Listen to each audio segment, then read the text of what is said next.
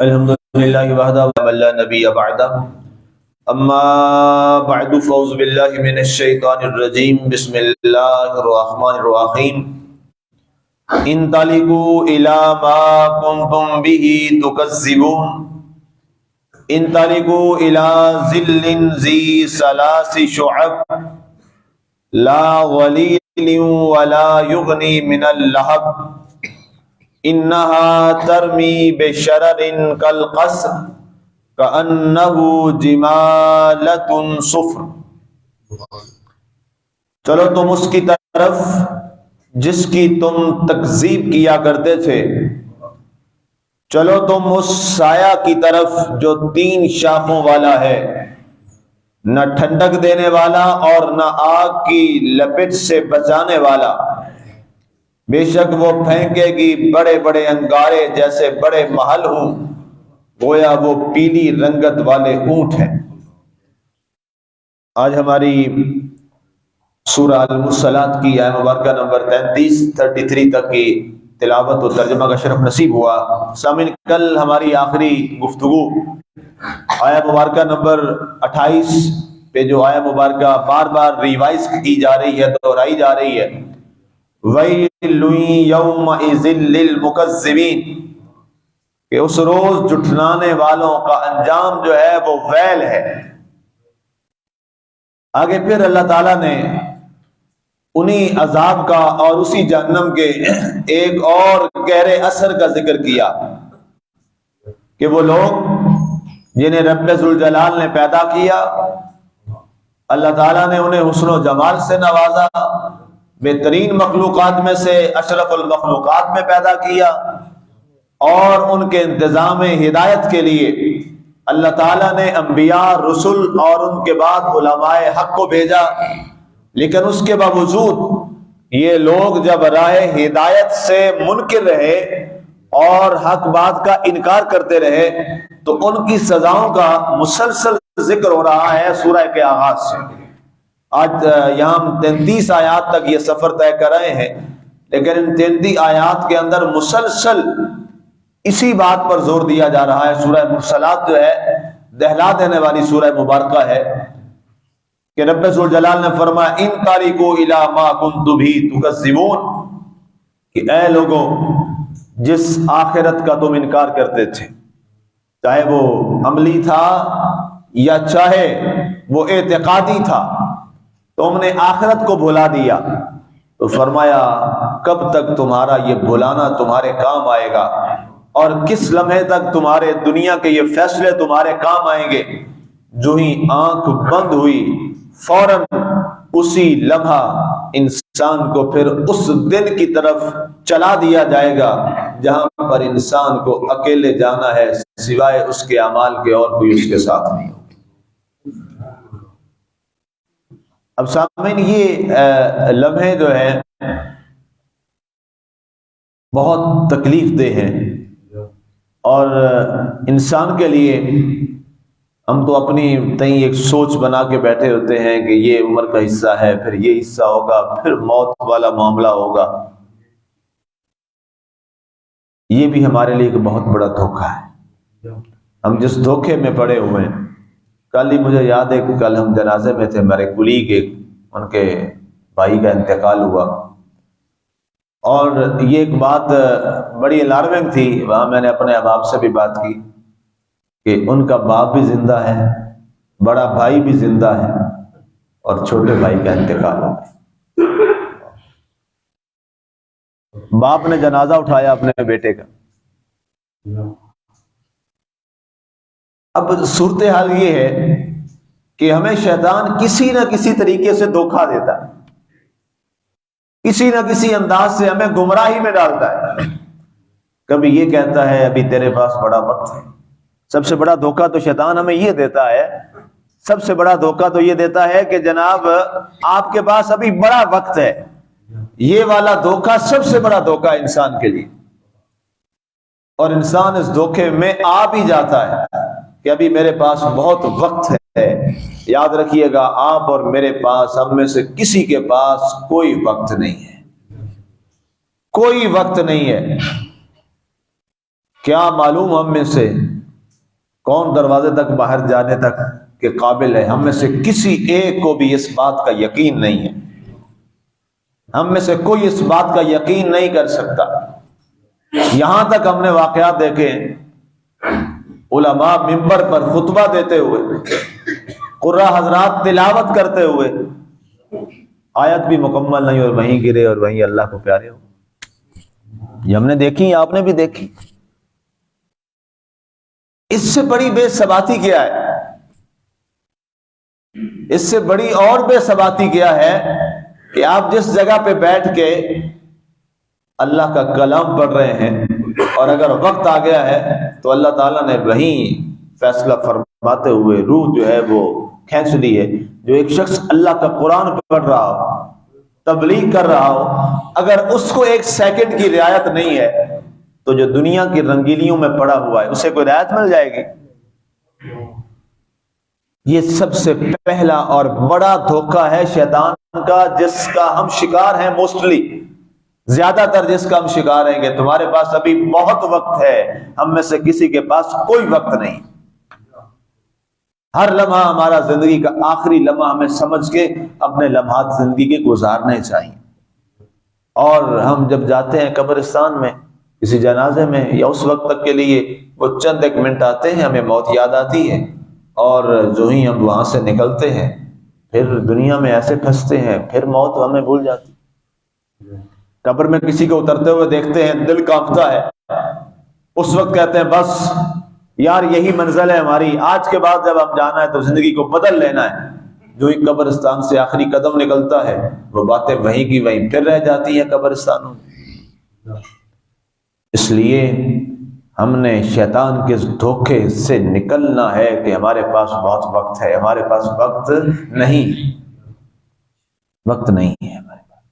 فرمایا چلو اس آخرت کی طرف، اس آگ کی طرف، اس حساب کی طرف جس کی طرف، یہ سارے معنی یہاں ہو سکتے ہیں، ہی کی جو مرجع ہے جس کا تم انکار کرتے تھے۔ انطلقوا الی ظل ذی ثلاث شعب، فرمایا چلو تم اس سائے کی طرف جو 3 شاخوں والا ہے۔ اس قدر جہنم کی تپش، پیچھے آپ سن آئے ہیں کیا کیا حالات ہیں جہنم کے اور کیا کیا سختیاں ہیں۔ لا ولیل ولا یغنی من اللہب، جہاں پہ نہ ٹھنڈک دینے والا اور نہ آگ کی لپٹ سے بچانے والا کوئی ہوگا۔ اب یہ بات بڑی قابل توجہ ہے کہ انسان کو اللہ تعالی ہر چیز بڑی کھول کھول کے بیان کر رہا ہے۔ جنت کے انعامات بھی پیچھے آپ نے پچھلے دروس میں سنے، کیا کیا انعامات تھے کہ انسان اس کو سمجھ لے کہ اگر وہاں جاتا ہے تو کن انعامات سے نوازا جائے گا، اور اگر برے اعمال کرتا ہے تو کیا جہنم اور کیا سزائیں ہیں۔ اللہ اس کو بھی اتنا کھول کے بیان کر رہا ہے کہ ایک ایک چیز کو اللہ بیان کر رہا ہے۔ یہ سب سے جو بڑی بات ہے۔ اور میں عرض کروں کہ امت کا اس وقت ایک بڑا مسئلہ جو ہے، سب سے اہم مسئلہ، اب لوگوں کو اس چیز کا احساس، جو ہمارے بڑے مناصب پہ لوگ بیٹھے ہیں ان کو اب اس چیز کا احساس ہونے لگا ہے کہ امت کے ساتھ جو سب سے بڑا کھلواڑ ہوا ہے وہ یہ ہے کہ ہم نے اپنے آپ کو اور امت نے اپنے آپ کو قرآن سے دور کیا ہے۔ جو سب سے بڑا مسئلہ ہے اس امت کا، ہم اپنی اپنی شاخوں میں بیٹھے، اپنے اپنے حصوں میں بیٹھے، اپنے اپنے کتابیں لکھی ہوئی ان کی طرف بٹ گئے۔ جو اصل ہدایت نامہ آیا تھا اللہ کی طرف سے، ہم نے اس کو بھلا دیا اور اس کو محض ایک صرف تلاوت والی کتاب سمجھ لیا اور سمجھنے والی کتاب نہیں رکھا۔ حالانکہ اللہ تعالیٰ اس کے ہر چند آیات کے بعد ایک ہی فرماتا ہے کہ اس میں غور کرو، خوض کرو، عقل کرو، شعور کرو، سمجھو، بار بار یہ فرماتا ہے۔ اور کتاب کے پہلے صفحے پہ فرما دیا، یہ کیا ہے؟ ذالک الکتاب لا ریب فیہ ھدی للمتقین۔ پہلے صفحے پہ کتنا بڑا اعلان ہے اللہ۔ قرآن ایک ایسی عظیم کتاب ہے، ایک ایسی عظیم کتاب ہے جس میں ایک ایک چیز کو انسان کے سامنے بڑا واضح کر کے رکھ دیا۔ بعض دفعہ ایسے حالات ہوتے ہیں کہ ہمارے یہاں یہاں تک ہے کہ وہ چیزیں جو صرف مباح ہیں، مباح کا معنی ہے جائز ہے، کر لیں تو جائز ہے، نہ کرے تو کوئی حرج نہیں ہے، مستحب ہے کر لیں تو ٹھیک ہے، نہیں تو ہم نے مباح اور مستحبات کو فرض کا درجہ دیا ہوا ہے، لیکن جو فرائض ہیں ان کو ہم نے پس سے پش ڈالا ہوا۔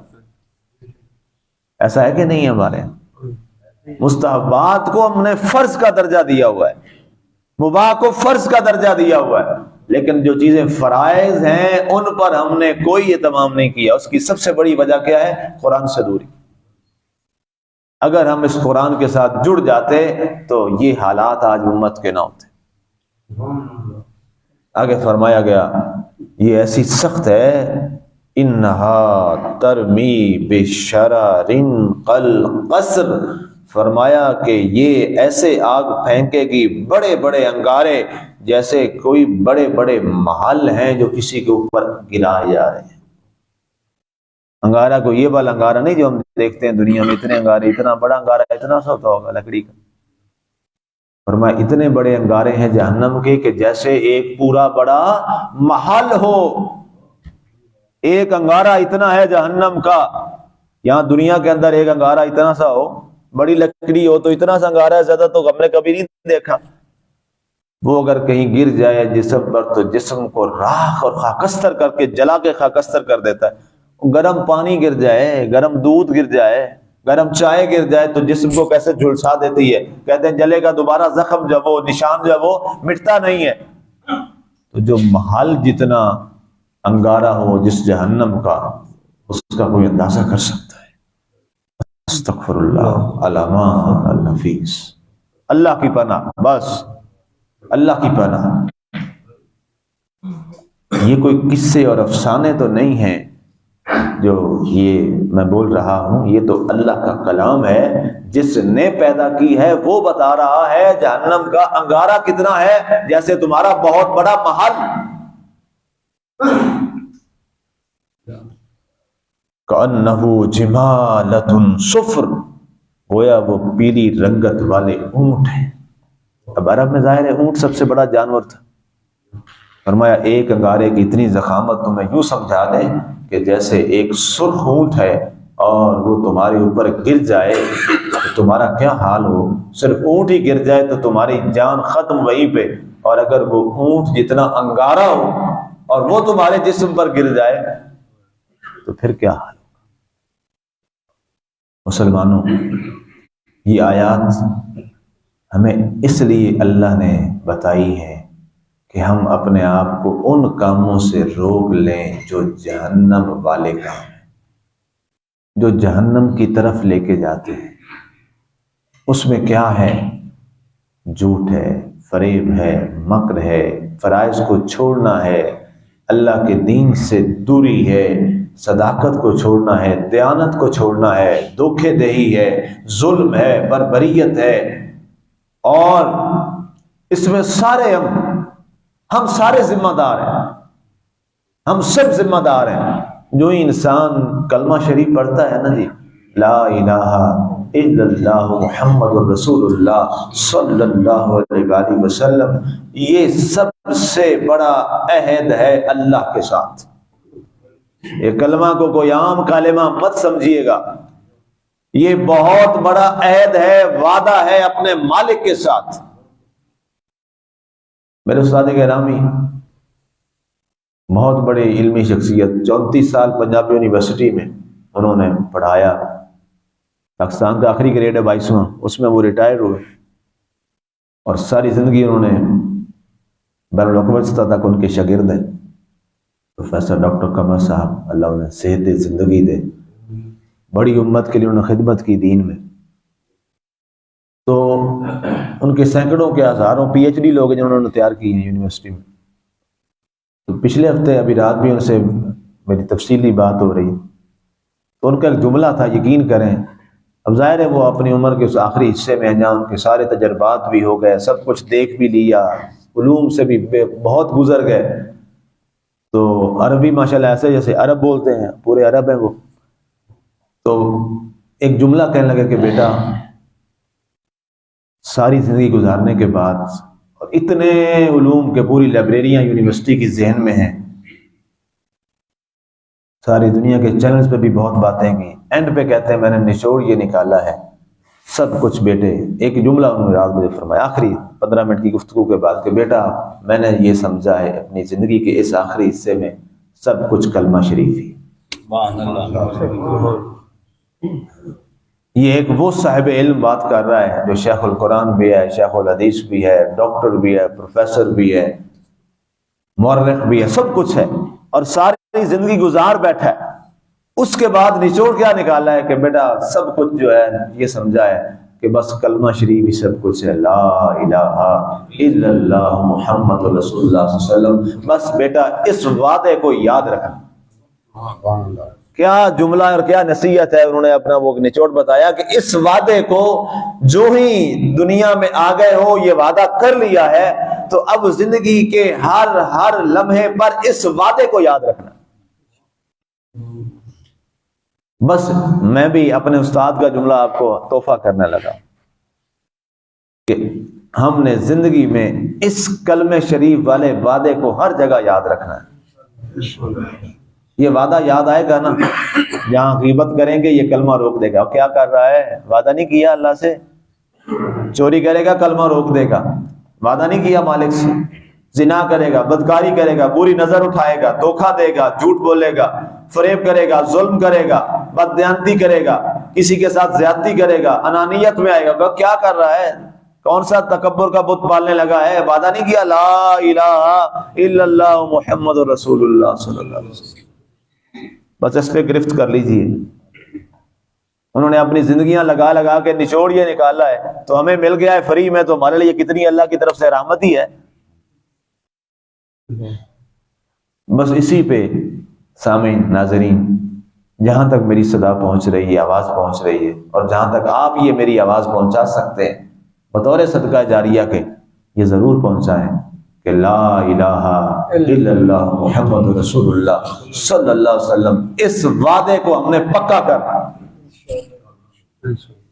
اس وعدے کو ہم نے پکا کرنا ہے۔